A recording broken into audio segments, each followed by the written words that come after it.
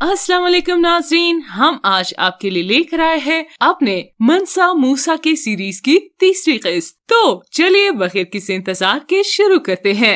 मनसा मूसा के सफर हज के दौरान उनकी दौलतमंदी के किस्से यूरोप तक पहुँचे और यूरोप से लोग उनके यहाँ सिर्फ ये देखने के लिए आने लगे कि आखिर उनके पास कितनी दौलत है और जो कहा जा रहा है वो किस हद तक सच है।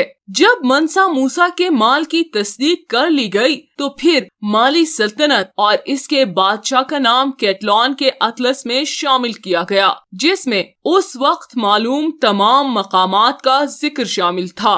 मनी मैगजीन में यूनिवर्सिटी ऑफ मिशिगन में तारीख के प्रोफेसर रुडोल्फ वियर लिखते हैं कि ये तारीख के उस अमीर तरीन शख्स की कहानी है जिसके पास इतनी दौलत हो कि उसका अंदाजा लगाना मुश्किल हो जाए, तो ये समझिए कि वो बहुत ही अमीर है।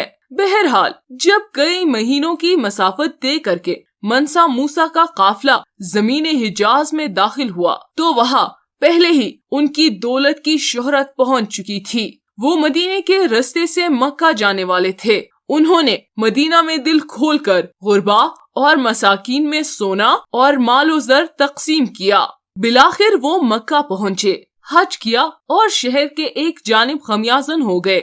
मक्का में मनसा मूसा के कयाम के दौरान एक नाखुशगवार वाकया भी पेश आया। हुआ ये कि मस्जिदुल हराम में मनसा मूसा के साथ आए मालिकी मुसलमानों और तुर्की से आए मुसलमानों के दो ग्रुपों के दरमियान किसी बात पर तनाज़ा पैदा हो गया और उन दोनों ग्रुपों ने एक दूसरे पर तलवारें तान ली। मुसलमानों के दोनों ग्रोहों में खूनरेज़ी होती उससे कबल ही मूसा ने अपने आदमियों को पीछे हटने का हुक्म दिया और मस्जिदुल हराम में किसी किस्म की खूनरेज़ी से कबल ही मामला ठंडा पड़ गया। हज खत्म होने के बाद मूसा ने अपने कारवां को दो हिस्सों में तकसीम किया और अलग अलग माले की जानिब रवाना होने का हुक्म दिया।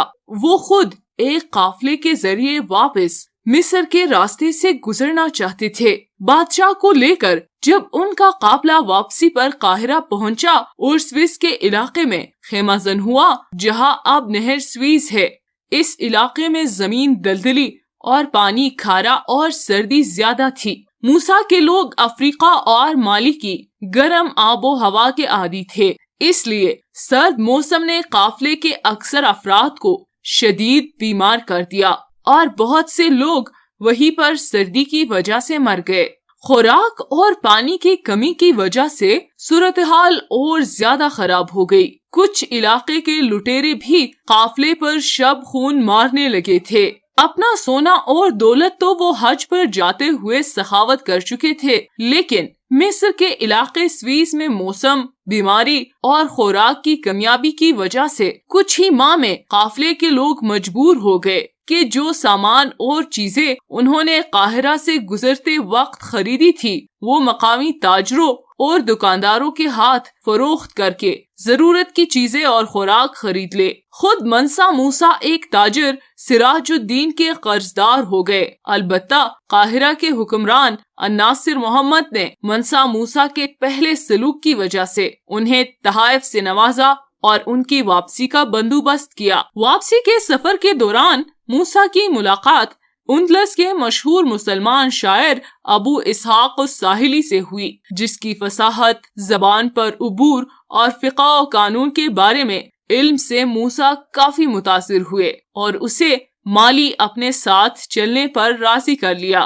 उसी सफर के दौरान उन्होंने फिक़ा मालिकी के कई उलमा को अपने साथ माली जाने पर राजी कर लिया। तारीख सूडान के मुताबिक हज से वापसी पर मूसा ने टम्बकटो और गायो नामी शहरों की जानिब जंगी महमात रवाना की और दोनों शहरों को फतह करके अपनी सल्तनत का हिस्सा बना लिया।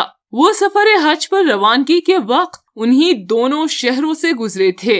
अलबत्ता इब्न खल्दून लिखते हैं कि मूसा के कमांडर सागमांजा ने गाऊ शहर को फतह किया। कुछ मोरख ये भी दावा करते हैं कि गाऊ शहर मनसा साकुरा के दौर इक़्तिदार में फतह हुए।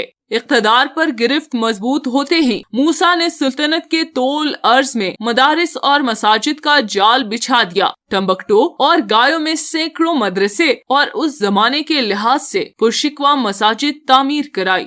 انہوں نے یونیورسٹی آف سنکور بھی تعمیر کرائی، جس نے سلطنت مالی میں علم و فضل کی نئی راہیں کھول دی۔ نیانی شہر میں منسا موسیٰ نے ہال آف آڈینس تعمیر کرایا اور اسے ایک راستے سے شاہی محل کے ساتھ منسلک کر دیا گیا۔ یہ فن تعمیر کا بہترین شاہکار تھا، جس میں عرب اور افریقی طرز تعمیر کو ملایا گیا تھا۔